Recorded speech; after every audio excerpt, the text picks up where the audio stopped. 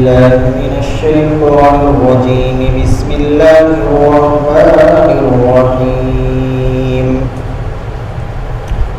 يا أيها الذين آمنوا كتب عليكم الصيام كما كتب على الذين من قبلكم لعلكم تتقون. اے ایمان والو، تم پر روزے فرض کیے گئے جیسا کہ تم سے پہلے لوگوں پر روزے فرض کیے گئے، تاکہ تم لوگ متقی بن جاؤ، پرہیزگار بن جاؤ۔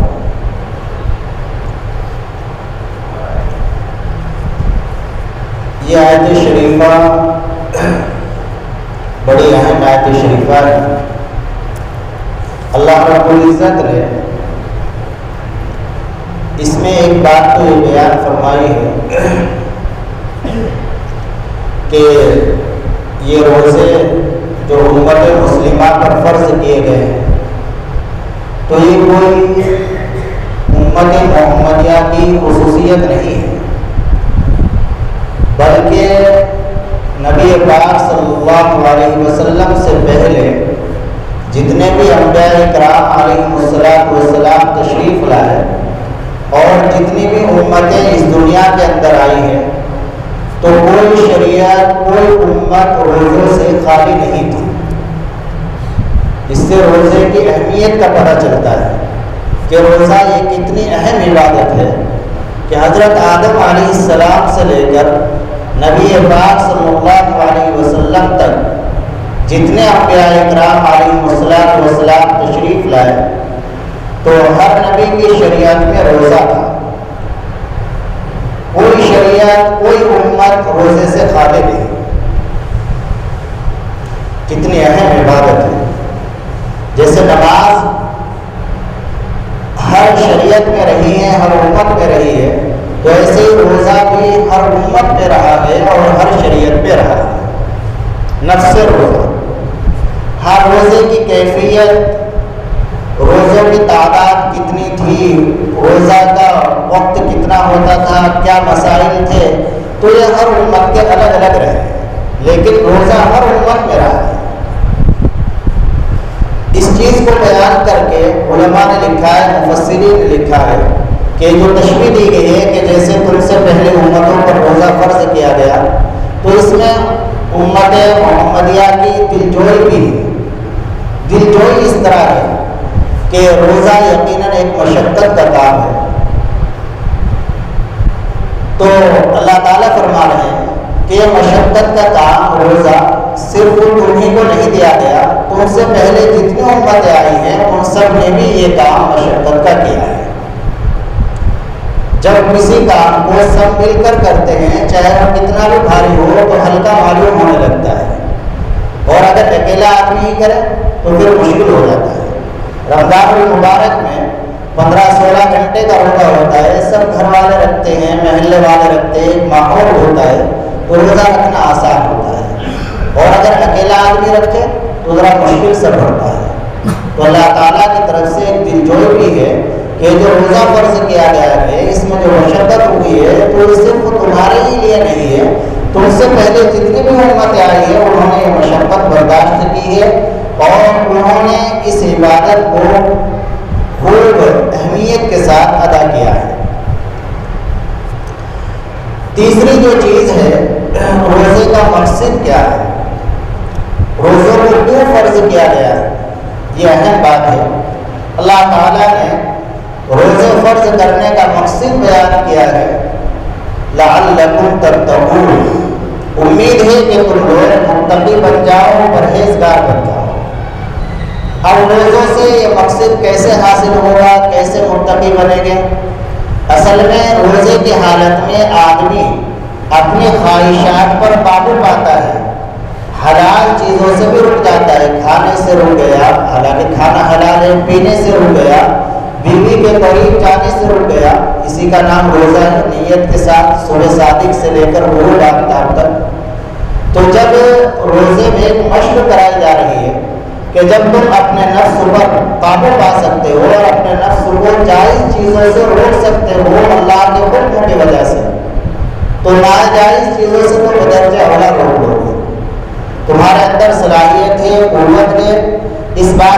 तुम अपने नफ्स को नाजायज चीज़ों से रोक सको, और इसी का नाम तकवा है। तकवे के पहले लुगत ने दो माना लिखे हैं। एक माना है तकवे का बचना और दूसरे माना है डरना।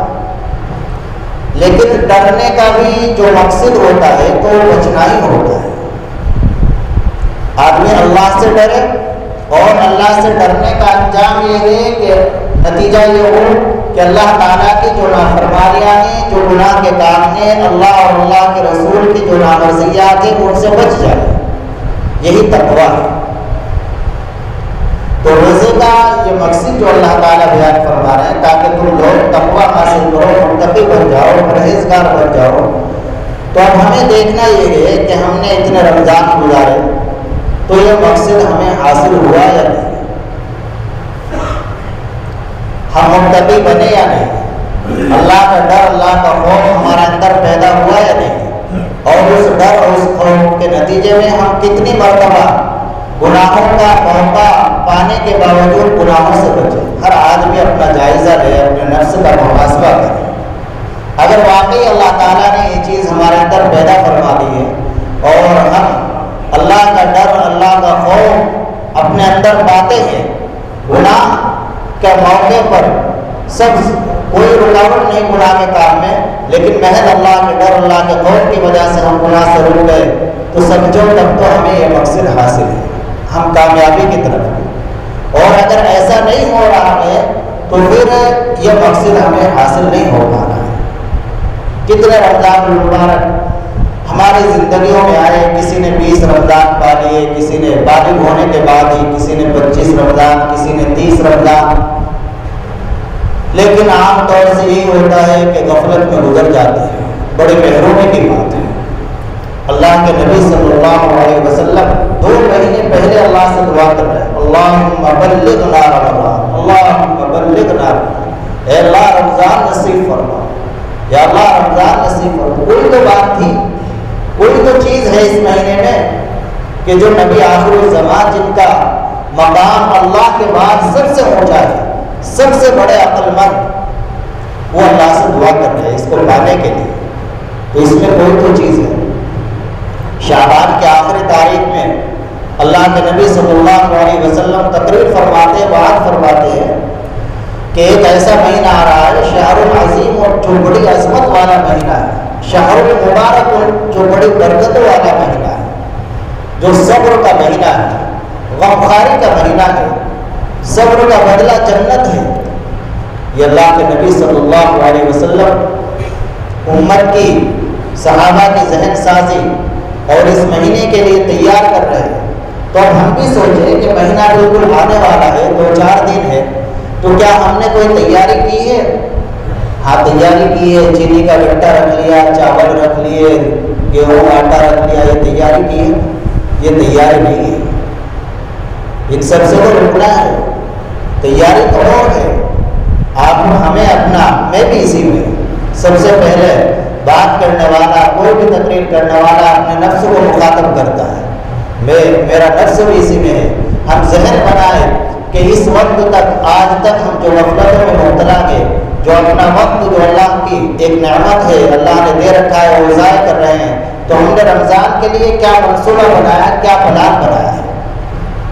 कोई मंसूबा बनाया है, कोई तैयार किया है, कोई इरादा किया है? अभी तक बज़ाहिर हम गफलत में ये ऐसा कोई मंसूबा नहीं किया होगा, लेकिन कर लीजिए, ज़रूरी है। अगर ये रमज़ान का महीना गफलत में गुजर गया तो हमसे बड़ा कोई महरूम नहीं होगा। हज़रत काब बिन उजरा रज़ियल्लाहु अन्हु की हदीस है, अल्लाह के नबी सल्लल्लाहु अलैहि वसल्लम, ये हम बार बार सुनते हैं इसलिए हमारे दिल में कोई अहमियत नहीं रही, वरना इंसान के दिल में अगर वाकई दिल है तो दिल को दहला देने वाली हदीस है कि कैसे इजाबत का वक्त है, कबूलियत का वक्त है। नबी पाक सल्लल्लाहु अलैहि वसल्लम जुमे का वक्त मिंबर पर तशरीफ फरमा हो रहे हैं, आपने पहले दर्जे पर कदम रखा, आमीन फरमाया, दूसरे दर्जे पर कदम रखा, फिर आमीन फरमाया, तीसरे दर्जे पर कदम रखा, फिर आमीन फरमाया। तो सहाबा ने فارغ ہونے کے بعد اللہ کے نبی سے معلوم کیا کہ آج ہم نے ایک ایسی نئی بات سنی جو اس سے پہلے کبھی نہیں سنی تھی۔ جب آپ منبر پر تشریف فرما ہو رہے تھے، آپ نے پہلے درجے پر قدم رکھا تو فرمایا آمین، دوسرے درجے پر قدم رکھا تو پھر فرمایا آمین، تیسرے پر قدم رکھا پھر فرمایا آمین۔ تو اس کی وجہ ہم جاننا چاہتے ہیں۔ اللہ کے نبی صلی اللہ علیہ وسلم نے فرمایا کہ اصل میں جبریل علیہ السلام اس وقت تشریف لائے تھے اور انہوں نے 3 آدمیوں کو بد دعا دی ہے، 3 آدمیوں کو بد دعا دی ہے، میں نے اس پر آمین کہی ہے۔ بعض روایات کے اندر ہے کہ جبریل علیہ السلام نے مجھ سے کہا ہے کہ آپ آمین کہو۔ اب آپ اندازہ لگائیے، جمعے کا وقت ہے، قبولیت کی گھڑی ہے، منبر پر آپ تشریف فرما ہیں، بد دعا دینے والے جبریل ہیں، آمین کہنے والے نبی آخر الزمان محمد رسول اللہ صلی اللہ علیہ وسلم ہیں، تو کیا جس کے لیے وہ بد دعا دی گئی ہے اس کی ہلاکت میں کوئی تردد کوئی شک باقی رہ جاتا ہے؟ جس کو بھی بد دعا دی گئی ہے تو اس کی ہلاکت پکی ہے۔ اب ہمیں دیکھنا ہے کہ کہیں ہم اس فہرست میں ہم تو نہیں آ رہے۔ جن 3 آدمیوں کو حضرت جبریل علیہ السلام نے بد دعا دی، اللہ کے نبی نے آمین کہا، تو کہیں اس فہرست میں ہمارا تو نہیں شمار ہے؟ اگر ہے تو آج ہی توبہ کر لیں، یہی توبہ کر کے اٹھے، پکی سچی اور اس کی تلافی۔ اگر نہیں ہے تو اللہ کا شکر ادا کریں۔ پہلے تو یہ فرمایا کہ ہلاک ہو وہ شخص، ہلاک ہو جو برباد ہو جو اللہ کی رحمت سے دور ہو، اتارا گیا اس کو کہ جو جس کے سامنے اللہ کے نبی کا تذکرہ ہو اور وہ درود نہ پڑھے۔ اس میں بھی ہم غفلت برت دیتے ہیں۔ موبائلوں میں ہم سن رہے ہیں محمد صلی اللہ علیہ وسلم، تقریریں چل رہی ہیں، نعتیں چل رہی ہیں، لیکن یہ زبان ہماری ہلتی نہیں، ہم اتنا نہیں کہہ سکتے صلی اللہ علیہ وسلم۔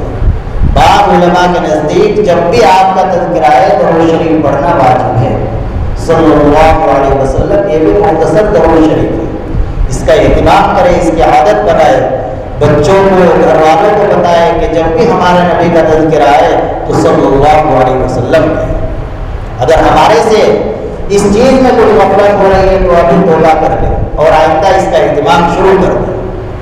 دوسری چیز فرمائی، ہلاک ہو شخص کے جس کے والدین یا ان میں سے کوئی ایک بڑھاپے کو پہنچ گیا ہو اور وہ اس کو جنت میں داخل نہ کرا سکے، یعنی ان کی خدمت نہ کرے۔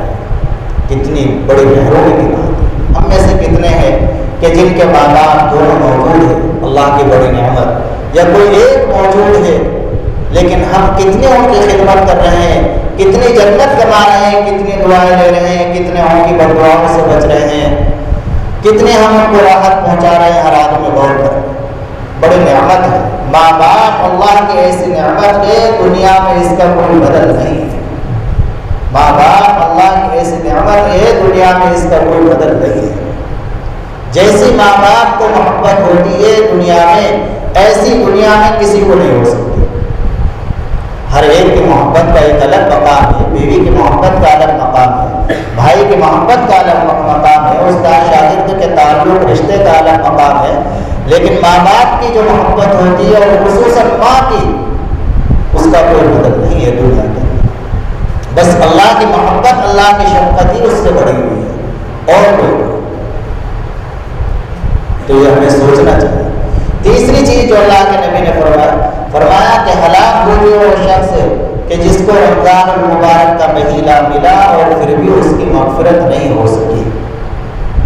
اب ہمیں سوچنا یہ ہے، اتنے رمضان ہمارے اوپر آئے، معلوم نہیں مغفرت ہوئی یا نہیں۔ یہ رمضان آ رہا ہے اور معلوم نہیں کہ ہماری زندگی کا یہ آخری رمضان ہے یا اس کے بعد بھی ہمیں کوئی رمضان ملے گا۔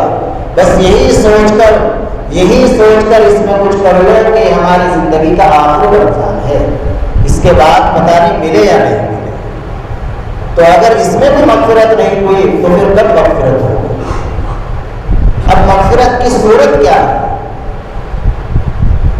حضرت شیخ زکریا رحمۃ اللہ علیہ نے اسی میں فضائل اعمال میں 1.5 سطر میں اس کو لکھ دیا، بہترین بات۔ سونے کے پانی سے لکھا جائے جب بھی اس کا حق ادا نہیں ہوتا۔ حضرت نے لکھا کہ مغفرت کی صورت یہ ہے کہ آدمی رمضان کے جو 2 کام ہیں ان کو اہتمام سے کر لے اور چلتے پھرتے استغفار کرتا رہے۔ رمضان کے 2 کام کیا ہیں؟ روزہ، اور دوسرا کام ہے تراویح۔ ان کو پورے مہینے اہتمام سے کر لیں۔ تراویح میں ہم غفلت برت دیتے ہیں، 10 دن پڑھا، 5 دن پڑھا، اس کے بعد چھوٹی، یہ نہ ہونا چاہیے۔ پورے مہینے پڑھو۔ قرآن شریف آپ 2 سنتیں الگ الگ ہیں۔ رمضان المبارک میں پورے مہینے تراویح پڑھنا یہ الگ سنت ہے، سنت مؤکدہ، اور رمضان المبارک میں قرآن کریم کا پورا کرنا یہ الگ سنت ہے۔ تو اگر ہم نے رمضان المبارک میں قرآن سن لیا، پڑھ لیا، تو ایک سنت ہی تو ادا ہوئی، دوسری باقی ہے۔ تو حضرت نے فرمایا کہ مغفرت کی صورت یہ ہے کہ آدمی رمضان کے یہ 2 کام پابندی کے ساتھ، اہتمام کے ساتھ کرے، ایک روزہ، دوسرے تراویح، اور تیسری چیز یہ کہ اپنے گناہوں سے استغفار کرتا رہے، تو انشاءاللہ اس کی مغفرت پکی ہے۔ ہم اپنا ذہن یہ بنائیں، رمضان المبارک آنے والا ہے تو 3-4 چیزیں ہم اپنے ذہن میں کریں اور کام شروع کریں۔ ابھی سے ذہن بنا لیں کہ یہ کرنا ہے، بس زیادہ لمبی چوڑا نہیں۔ چونکہ نوافل کا بھی بڑا اونچا ثواب ہے رمضان المبارک میں۔ ایک نفل کا کام کا ثواب فرضوں کے برابر، فرضوں کا ثواب 70 فرضوں کے برابر، تو بڑا اہم سیزن ہے۔ تو اس لیے پہلی بات تو ہم یہ کریں، پہلا کام رمضان المبارک میں ابھی سے ذہن بنائیں، ذہن کو تیار کریں اس کام کے لیے، اور پختہ ارادہ کر لیں، ان چیزوں کو یاد بھی رکھیں، ان پر عمل کی بھی کوشش کریں۔ اللہ مجھے بھی توفیق دے، آپ سب حضرات کو بھی توفیق دے۔ پہلا کام تو یہ کہ جو نوافل نمازیں ہیں، فرض نمازیں تو ہم پڑھیں گے انشاءاللہ، تراویح بھی پڑھیں گے، لیکن جو نوافل ہیں جن کے حدیث پاک کے اندر بڑی فضیلت آئی ہے، حدیث کی بڑی بڑی کتابیں، بخاری شریف، ترمذی شریف، ان کے کئی صفحے ان کے فضائل میں بھرے ہوئے ہیں۔ اللہ کے نبی صلی اللہ علیہ وسلم کی بالکل صحیح حدیثیں ہیں۔ تو ہم ان نوافل کا اہتمام کر لیں جو غیر رمضان میں نہیں ہو پاتا۔ رمضان میں ہم غیر رمضان میں وہ نوافل نہیں پڑھ پاتے، لیکن رمضان سے شروعات کر دیں اور نیت رکھیں کہ انشاءاللہ رمضان کے علاوہ میں بھی پڑھیں گے۔ نوافل میں سب سے پہلے نوافل ہے تہجد کی نماز۔ یہ بڑی ہی قیمتی نماز ہے، غیر رمضان میں عموماً نہیں پڑھی جاتی، پڑھنی چاہیے، لیکن رمضان میں ہم سحری کے لیے اٹھتے ہیں تو ذرا پہلے اٹھ جائیں اور 8 رکعت 12 رکعت جتنی اللہ تعالیٰ کو توفیق دے اتنی تہجد کی نماز پڑھیں۔ بڑے ہی فوائد ہیں۔ حضرت ابو امامہ رضی اللہ عنہ فرماتے ہیں، نبی پاک صلی اللہ علیہ وسلم نے ارشاد فرمایا، علیکم بقیام اللیل فإنه دأب الصالحین وقربۃ لکم الی ربکم ومغفرۃ للسیئات ومنہاۃ عن الإثم، رواه الترمذی۔ اللہ کے نبی نے فرمایا کہ تم پر رات کا قیام، تہجد کی نماز یہ لازم ہے، اس کو لازم پکڑو، اس لیے کہ یہ اللہ کے نیک بندوں کی عادت ہے۔ روحانی ترقی جو حاصل ہوتی ہے آدمی کو اور صالحین میں اس کا جو شمار ہوتا ہے، تو یہ تہجد اس کا بڑا ذریعہ بنتی ہے، تہجد کی نماز۔ اور آگے اللہ کے نبی نے فرمایا، قربۃ لکم الی ربکم، کہ تم کو تمہارے رب کے قریب کرنے والی ہے۔ تہجد کی نماز یہ تمہیں تمہارے رب سے قریب کرنے والی ہے، اللہ کا قرب، اللہ کے نزدیکی تم کو حاصل ہوگی، اور یہ تمہارے گناہوں کے لیے کفارہ بنے گی، گناہ بھی اس سے ختم ہو جائے گا، اور یہ تم کو گناہوں سے روکے گی۔ گناہوں کی طرف تمہارا قدم، تمہاری نظر، تمہارا ہاتھ نہیں اٹھے گا جب تم نے تہجد پڑھی ہوگی۔ ایک اہم فائدہ یہ ہے، تجربہ کر کے دیکھ لیجیے، آپ تہجد پڑھیے اور پھر دن میں دیکھیے، انشاءاللہ اس دن جس دن آپ نے تہجد پڑھی ہے تو اس دن گناہ کم ہوں گے، غفلت کی طرف دل کم چلے گا، بنسبت ان دنوں کے جن میں تہجد نہیں پڑھی۔ تہجد کا اثر اللہ کے نبی نے بتلا دیا، جو فائدہ، جو بات اللہ کے نبی نے فرما دی وہ بالکل پکی ہے، 100% سچی ہے۔ تہجد سے تندرستی ملتی ہے، اللہ کی خوشنودی حاصل ہوتی ہے، تو ہمیں ایک نیت تو یہ کرنی ہے کہ نوافل میں تہجد کا اہتمام رمضان میں شروع کر دیں اس کو، انشاءاللہ اللہ تعالیٰ نئے رمضان کی بھی توفیق دیں گے۔ ہمارے استاد محترم حضرت شیخ عروس صاحب رحمۃ اللہ علیہ بخاری شریف مسلم شریف ہم نے ان سے ہی پڑھی، تو بقرعید تک تقریباً 2 مہینے تہجد ہی کی ترغیب دیتے تھے، تہجد پڑھ لو ہوا کرتے تھے کہ میں سجدہ نہیں کر پاتا، اور جوانی ہے یا ابھی جو کچھ ہو جائے گا، اللہ نے کتنے لوگ ہیں جو بیچارے سجدے میں نہیں جا سکتے، اشارے سے نماز پڑھ رہے ہیں، تو وہ تڑپتے ہیں سجدہ کرنے کے لیے۔ اللہ نے اس سجدے کی توفیق دے رکھی ہے اور سجدہ کرنے کی ہمت اور قوت دے رکھی ہے، اس کو غنیمت جاننا اور اس کی قدر ان لوگوں سے پوچھو جو سجدہ نہیں کر پائے، وہ یہ کرتے تھے، گل گلاتے تھے اور فرمایا کرتے تھے کہ حضرت مولانا اسد اللہ صاحب رحمۃ اللہ علیہ نے مجھے کہا تھا کہ یونس، حضرت فرماتے تھے اپنے بارے میں کہ یونس کبھی کہ عشاء کے بعد 2 رکعت تہجد کی نیت سے ضرور پڑھنا، اس سے روحانی ترقی حاصل ہوگی، اللہ کا قرب حاصل ہوگا۔ تو اعلیٰ درجہ تو یہی ہے کہ آدمی تہجد کی نماز پڑھے بول کر، تہجد کے معنی ہے بتکلم بیدار ہونا، نیند کو دور کرنا، لیکن اگر وہ نہ ہو سکے اس کی بھی کوشش رکھے، عشاء کے بعد بھی عشاء کی نماز وطر پڑھ لے تو اس کے بعد 2 نفل 4 نفل 6 نفل 8 نفل اللہ تعالیٰ جتنی توفیق دے تو قیام اللیل کی نیت سے، اسے قیام اللیل کہتے ہیں، پڑھ کر سو جائے، امید ہے اللہ کی ذات سے کہ اس پر بھی تہجد کا ثواب ملے گا، لیکن کوشش اس کی بھی کریں، رمضان میں تو انشاءاللہ وہی پڑھیں گے۔ عورتیں بھی اس کا اہتمام کریں۔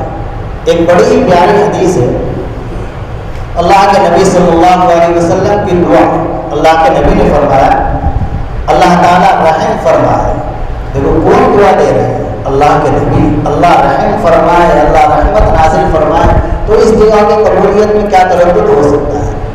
اللہ رحم فرمائے اس مرد پر کہ جو تہجد میں اٹھے اور پھر اپنی بیوی کو بیدار کرے، اگر وہ نہ اٹھے تو اس کے چہرے پر پانی کا چھینٹا مارے تاکہ وہ بیدار ہو جائے اور پھر اس کے ساتھ مل کر تہجد پڑھے۔ ایسے ہی فرمایا کہ اللہ تعالیٰ رحم فرمائے اس عورت پر جو تہجد میں بیدار ہو اور اپنے شوہر کو پھر بیدار کرے، اگر شوہر انکار کرے نہ اٹھے تو پھر اس کے چہرے پر پانی کا چھینٹا مارے تاکہ وہ بیدار ہو جائے۔ تو اللہ کے نبی نے میاں بیوی دونوں کو دعا دی، تو ایسا بھی کبھی کر لو زندگی میں، یہ شروع کرو، گھر کو سناؤ، وعدہ کرو میں اٹھوں گا، میں تمہیں اٹھاؤں گا، نہیں اٹھو گی تو میں پانی کے چھینٹے ماروں گا۔ اللہ کے نبی نے فرمایا ہے، بیوی بھی یہ کہے کہ آپ کو اٹھنا ہے تہجد میں، نہیں اٹھو گے تو میں پانی کے چھینٹے۔ علماء نے لکھا ہے کہ میاں بیوی میں یہ خاص نہیں، میاں بیوی کے ساتھ یہ خاص نہیں، جن 2 آدمیوں میں اچھا تعلق ہے، پیار محبت ہے، تو وہ آپس میں بے تکلف ہے، ایسا کر سکتے ہیں۔ 2 دوست ہیں، ایک کے آنکھوں میں تہجد میں، دوسرے کو اٹھائے، نہ اٹھے تو پانی کا چھینٹا مارے۔ امام مؤذن ہے، مسجد میں رہنے والے وہ بھی ایسا کر سکتے ہیں، تو یہ عمل کرنے کی چیز ہے۔ تو تہجد کی نماز کی پابندی جتنی اللہ تعالیٰ توفیق دے، ارادہ کرے بالکل۔ اور دوسری چیز اس کے بعد پھر اشراق کا وقت آتا ہے۔ اشراق کے بارے میں روایات ہے، اللہ کے نبی صلی اللہ علیہ وسلم نے فرمایا جو 2 رکعت پڑھ لے اشراق کے وقت، ایک روایت میں جو 4 رکعت پڑھ لے تو اللہ تعالیٰ پورے دن کے کاموں کی ذمہ داری خود لے لیتے ہیں، پورے دن کے کاموں کی ذمہ داری خود لے لیتے ہیں۔ تو کتنا بڑا عمل۔ اشراق کی نماز پڑھے، اشراق کی نماز کرو۔ ایسے ہی چاشت کی نماز ہے 9 بجے سے لے کر 11 بجے تک، آپ 9 فجر کے بعد اشراق پڑھ کر سو گئے، اس کے بعد 9-10 بجے آپ کھلی تو تب چاشت کی نماز پڑھے 8 رکعت۔ یہ اللہ تعالیٰ نے ہمارے بدن کے اندر جو جوڑ بنائے ہیں تو جوڑوں کا کفارہ بن جائے گا، صدقہ ہو جائے گا جوڑ کی طرف سے۔ یہ رکعت ہے چاشت کی نماز ہے، 2 رکعت بھی پڑھنے، بعض روایت میں 2 رکعت کا تذکرہ ہے اس وقت، تو یہ تمام جوڑوں کی طرف سے صدقہ بن جائے گا، اس کا اہتمام کریں۔ حدیث کی تمام کتابوں میں روایتیں موجود ہیں، تو یہ صرف اس لیے تھوڑا ہی کہ پڑھ لی اور سنی ہے، تو عمل کے لیے۔ اور اس کے بعد پھر فرض نمازوں کا اہتمام رکھیں۔ پھر ایک نماز ہے اوابین کی نماز، یہ بھی بڑی اہم نماز ہے، مغرب کے بعد 6 سے لے کر 20 رکعت تک کی روایت ہے۔ 3 فرض ہم نے پڑھ لیے تو اس کے بعد 6 رکعت، 2 سنت 2 نفل تو ہم پڑھتے ہی ہیں، 2 اور شامل کر لیں تو اوابین کا ثواب مل جائے گا۔ حضرت مفتی تقی صاحب رحمۃ اللہ برکاتہ نے لکھا ہے کہ بہتر یہ ہے کہ 2 سنت کے علاوہ 6 پڑھ لیں، 2 سنت کے علاوہ 6 پڑھ لیں تو اوابین کا ثواب مل جائے گا۔ اور اگر یہ بھی کر لیا کہ 2 سنت 2 نفل 2 اور تو تب بھی اوابین کا ثواب مل جائے گا، تب بھی اوابین کی فضیلت حاصل ہو جائے گی۔ ویسے زیادہ سے زیادہ 20 رکعت تک کا ضرور ہے، کبھی کبھی اس حدیث پر بھی عمل کر لینا چاہیے۔ حضرت مولانا اسد اللہ صاحب رحمۃ اللہ علیہ کے بارے میں ہمارے استاد محترم حضرت مولانا عاقل صاحب رحمۃ اللہ برکاتہ نے بتلایا کہ وہ ہمیشہ 20 رکعت پڑھتے تھے اوابین کی۔ بتلائیے کتنے بڑا عالم، پوری زندگی دین کی خدمت کے لیے گزاری، لیکن پھر بھی وہ اوابین کی 20 رکعت پڑھ رہے ہیں، 20 رکعت۔ اور اللہ کے نبی اتنی نفل عبادت کر رہے ہیں کہ قدموں پر برم آ گیا، اور پھر کوئی کہتا ہے کہ آپ کی تو مغفرت ہوئی ہے، آپ کیوں اتنی عبادت کر رہے ہیں؟ فرماتے ہیں افلا اکون عبدا شکورا، کیا میں اللہ کا شکر گزار بندہ نہ بنوں؟ کیا میں اللہ کا شکر گزار بندہ نہ بنوں؟ تو ان سب عبادات کی تو ہمیں ضرورت ہے۔ اللہ تعالیٰ کی کوئی بھی عبادت نہ کرے تو اللہ کی بڑائی میں کوئی کمی آنے والی نہیں ہے، ہمیں ضرورت ہے۔ تو ایک کام تو یہ ہے رمضان کا، ایک کام تو یہ ارادہ کر لیں سب کہ انشاءاللہ نوافل کا اہتمام کریں گے، تہجد بھی پڑھیں گے، اشراق بھی پڑھیں گے، چاشت بھی پڑھیں گے۔ ابھی سے پکا ارادہ کر لیں اور پہلے ہی دن سے شروع کر دیں، یہ نہیں کہ کل سے کریں گے پرسوں سے نہیں، پہلے ہی دن سے کرنا ہے، بلکہ بہتر یہ کل سے ہی شروع کرتے تاکہ تھوڑی عادت سی بن جائے آج سے ہی۔ اور اشراق بھی پڑھیں گے اور اوابین بھی پڑھیں گے۔ اوابین کی فضیلت یہ ہے، حدیث پاک کے اندر ہے 12 سال کی نفل عبادت کا ثواب ملتا ہے، 12 سال کی نفل عبادت سے افضل ہے۔ ابھی تو ہم ایک کام سن لیں دوسرے کام سے نکال لیتے ہیں، جب آنکھ بند ہوگی قبر میں جائیں گے تب ان باتوں کی قیمت معلوم ہوگی، تب پتہ چلے گا۔ انشاءاللہ اگر ہم ان نوافل کا اہتمام کریں گے ہمیں صحت اور تندرستی بھی ملے گی نعمت کے قدر۔ تو ایک کام یہ ہوا۔ دوسرا کام یہ ہے کہ دیکھو جس طریقے سے رمضان المبارک میں اعمال کا ثواب بڑھتا ہے کہ ایک فرض کے برابر 70 فرضوں کا برابر ثواب ملتا ہے اور نفل فرض کے برابر ثواب ملتا ہے، تو ایسے ہی اگر گناہ کریں گے تو گناہ کا وبال بھی بہت زیادہ ہوگا۔ زمان مکان کے اعتبار سے جس طریقے سے نیک کام عبادت کا ثواب بڑھتا ہے تو ایسے ہی گناہ کا وبال بھی بڑھ جاتا ہے۔ آدمی حرم کے اندر جا کر ایک نماز پڑھے گا 1 لاکھ کے برابر، لیکن وہاں گناہ ایک کرے گا تو گناہ بھی 1 لاکھ کے برابر ہوگا، اس کا بھی وبال سخت ہوگا۔ تو ایسے ہی رمضان المبارک میں اگر ہم گناہ کریں گے، معصیت میں غفلت میں مبتلا رہیں گے، اللہ کی نافرمانی میں رہیں گے، تو پھر ہمیں وبال بھی اس کا بہت سخت بھوگنا پڑے گا، وبال بھی ہے اس کا۔ تو اس لیے جو گناہ کی چیزیں ہیں، غفلت کی چیزیں ہیں، تو ان سے دور رہیں۔ خاص طور سے گزارش ہے نوجوان طبقے سے جو بڑا موبائل استعمال کرتے ہیں کہ رمضان المبارک میں انٹرنیٹ یا تو بالکل بند کر دیں، یا بند نہیں تو کم از کم اس کے لیے زیادہ سے زیادہ 24 گھنٹے میں آدھا گھنٹہ بس یہ نکالیں۔ واٹس ایپ کو بالکل ہی بند کر دیں، فیس بک کو ڈیلیٹ ہی رکھنا چاہیے، فیس بک نہیں، واٹس ایپ پر ٹھیک ہے کوئی میسج ایسا آ رہا ہے، ویسے بہتر تو یہی ہے کہ رمضان المبارک کے لیے اسے بند کر کے ہی رکھ دیں، موبائل ہی بند رکھ دو۔ آپ کر کے دیکھ لو، انشاءاللہ دیکھنا ذہنی قلبی کیسا سکون ملے گا، کیسے راحت ملے گی۔ تو رمضان المبارک میں میرے اپنے بھائیوں اور بہنوں سے گزارش ہے کہ موبائل کا استعمال بالکل نہ کرے، یا کرے تو بالکل کم، نہ کے درجے میں 10-15 منٹ بس، نفس پر قابو پائے۔ جب ہم نے اللہ کے لیے کھانا چھوڑ دیا جس کے بغیر جان جانے کا خطرہ ہے، پینا چھوڑ دیا جس پر ہماری زندگی کا مدار ہے، اور چیزیں چھوڑ دی، تو یہ تو کوئی اس میں زندگی کا مدار نہیں، کچھ نہیں سوائے نقصان کے، تو اس کو نہیں چھوڑ سکتے۔ تو اس کا اہتمام کریں۔ 2 باتیں ہوگی کہ موبائل بالکل استعمال نہ کریں، کریں تو کم سے کم کریں۔ موبائل کو روزہ کاٹنے کا ذریعہ نہ بنائیں۔ روزہ کاٹے کیسے؟ تلاوت کے ذریعے، اللہ کے ذکر کے ذریعے، نوافل کے ذریعے، استغفار کے ذریعے۔ اللہ کے نبی نے فرمایا کہ 4 چیزوں کی اس مہینے میں کثرت رکھو. ایک تو کلمہ طیبہ کی کثرت رکھو، استغفار کی کثرت رکھو دوسرے، اور تیسرے جنت کی کوئی کثرت طلب کرتے رہو اور جہنم سے بکثرت پناہ مانگتے رہو. تو 2 کام ہوئے. ایک تو کہ انشاءاللہ جو نفلیں ہیں مراعات ان کا اہتمام کریں گے. دوسرے موبائل کا کم سے کم استعمال بند کر کے دیکھ لو. میری گزارش تو یہی ہے کہ 1 مہینے کے لیے آپ اپنا موبائل انٹرنیٹ اس کا بند کرا دو، اس کال آ جائے اس کے لیے بھی وقت 1-2 گھنٹے کے لیے کھولو، باقی بند. اور اسی کے ساتھ ساتھ اپنے کام کاج کو محدود کر دو. یہ نہیں کہ بھاگ دوڑ 11 مہینے تو رہتی ہے، اس 12ویں مہینے میں روز بھاگ دوڑ 24 گھنٹے وہاں جانا وہاں لانا، یہ نہیں. بہت کیا بس اس میں 2-4 گھنٹے کاروبار دیکھا، باقی اپنا اللہ اللہ کا. تیسری جو چیز ہے وہ ہے اللہ کا ذکر کرنا. چلتے پھرتے اٹھتے بیٹھتے ویسے تو جو چاہے آپ ذکر کر لیں، لیکن حدیث پاک کے اندر تیسرے کلمے کے بڑے فضائل ہیں. تو تیسرے کلمے کا خوب ورد رکھے، چلتے پھرتے کام کاج کرتے اٹھتے بیٹھتے. سبحان اللہ والحمد للہ ولا الہ الا اللہ واللہ اکبر ولا حول ولا قوت الا باللہ العلی العظیم. یہ تیسرا کلمہ ہے، اس کا خوب ورد رکھے، اس کو یاد کر لیں چلتے پھرتے اٹھتے بیٹھتے. اور چوتھی چیز ہے جس کو اس مہینے سے خاص مناسبت ہے وہ ہے تلاوت. شہر رمضان الذی انزل فیہ القرآن ھدی للناس وبینات من الھدی والفرقان. تلاوت کا خوب اہتمام کریں.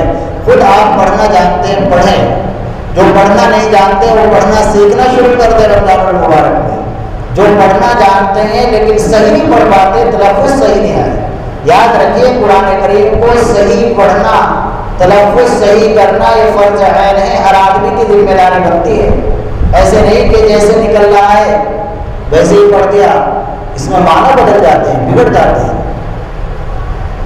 چند حروف یہ جن کو صحیح کرنا ہے، فا اور سین صاد، ہر ایک کے معنی الگ الگ، ہر ایک کے معنی الگ الگ، تو ان کو صحیح کریں.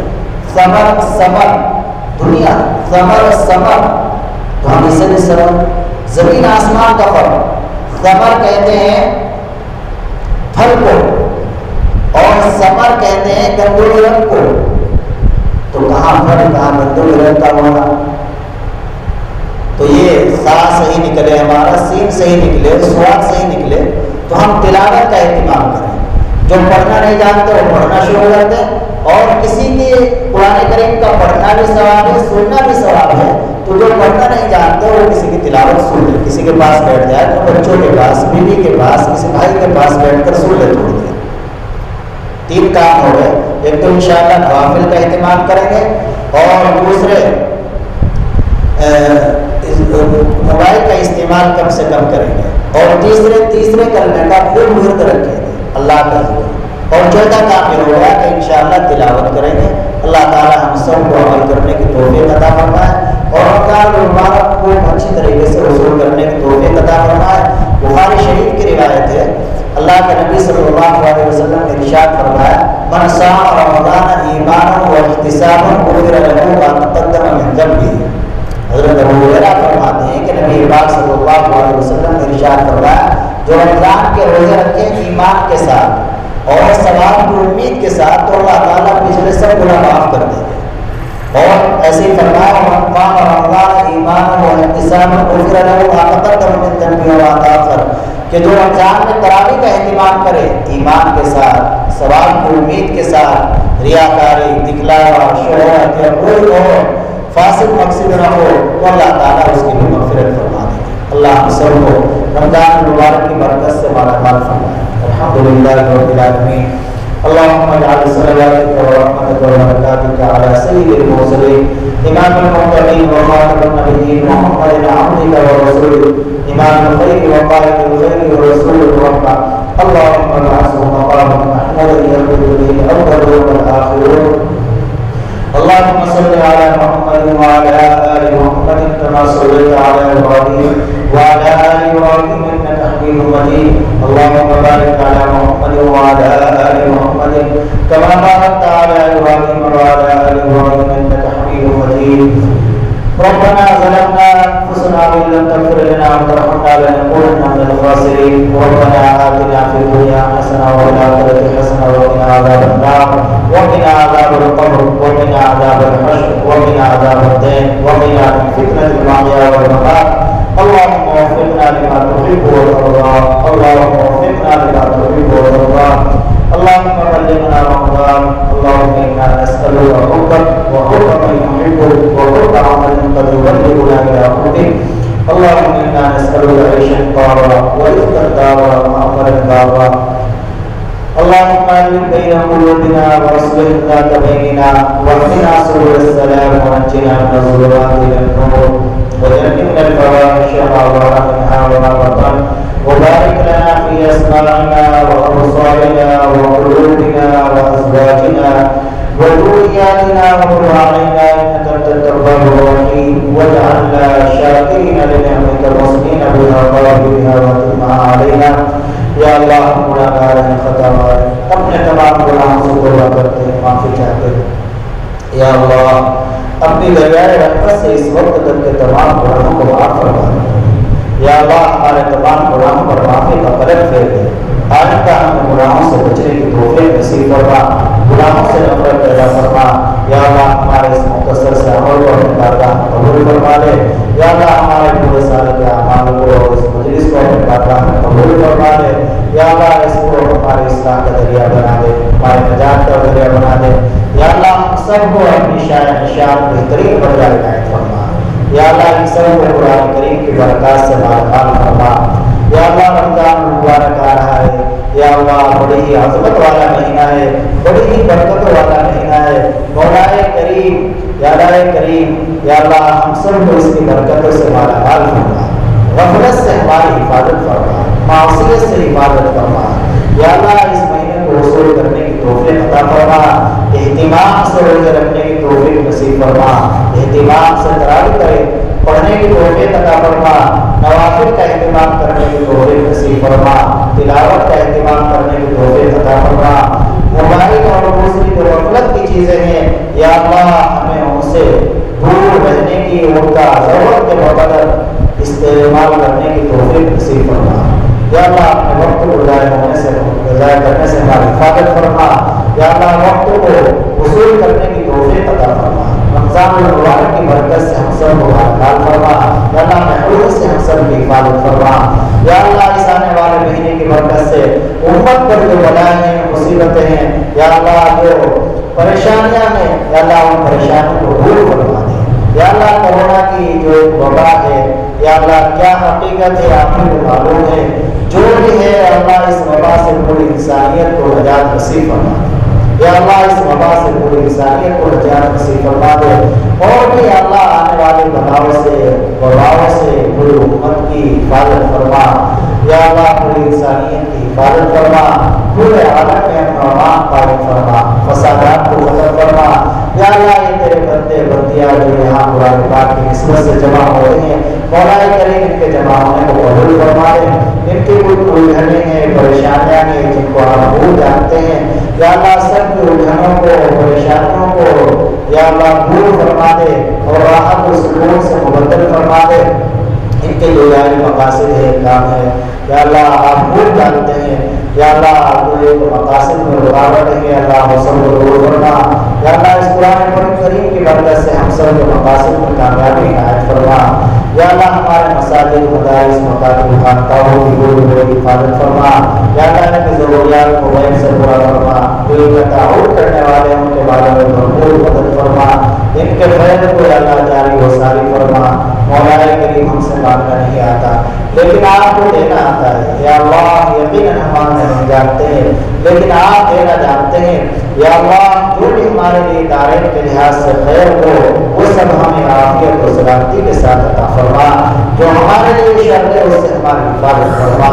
اللهم انا نسألك من خير ما سألك منه نبيك محمد صلى الله عليه وسلم ونعوذ بك من شر ما استعاذك منه نبيك محمد صلى الله عليه وسلم وأنت المستعان عليك البلاء ولا حول ولا قوة إلا بالله العلي العظيم.